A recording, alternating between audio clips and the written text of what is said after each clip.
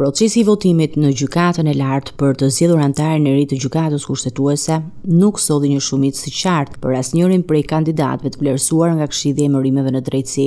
Tre emrat në garë ishin Asim Vokshi, anëtar I gjykatës së lartë, Naureta Llagami, ish kryetare e Këshillit të lartë gjyqësor dhe Florian Bellhysa, ish komisioner publik I procesit të vettingut. Në seancën ku morën pjesë 14 anëtar të gjykatës së lartë, votat u ndanë mes dy kandidatëve kryesor. Llagami mori 8 vota, ndërsa Vokshi u mbështet nga 6 gjyqtar. Bellhysa nuk arriti të marrë asnjë vot. Pavarësisht kësaj ndarjeje, sipas dispozitave ligjore, për zgjedhjen e anëtarëve të kushtetutës kërkohet një shumicë e cilësuar prej 3 të 5 të pjesëmarrësve, që në këtë rast barazohej me 8.4 vota, një kufi pamundur për të përmbushur praktikisht. Në këtë situatë, neni ligjor përcakton se përfiton kandidati I rënditur më lart në listën hartuar nga Këshilli I Emërimeve në Drejtësi për rrjedhoi Asim Vokshi, ndonse mori më pak vota se Naureta Llagami, shpallet antari I ri I gjykatës kushtetuese, duke zëvendësuar gjyqtarin Holta Zaçaj. Me këtë emrim, gjykata kushtetuese ka aktualisht 8 anëtar nga 9 që parashikon ligji. Ende mbetet e paplotësuar vaganca e krijuar pas dorëheqjes së Elsa Toskës, e cila I takon të zgjidhet nga Kuvendi I Shqipërisë. Kështu, institucionit I mbetet ende një hap për të qenë funksional në përbërje të plotë, ndërsa procesi I emërimeve vijon të mbetet një ndër sfidat kryesore për sistemin e drejtësisë.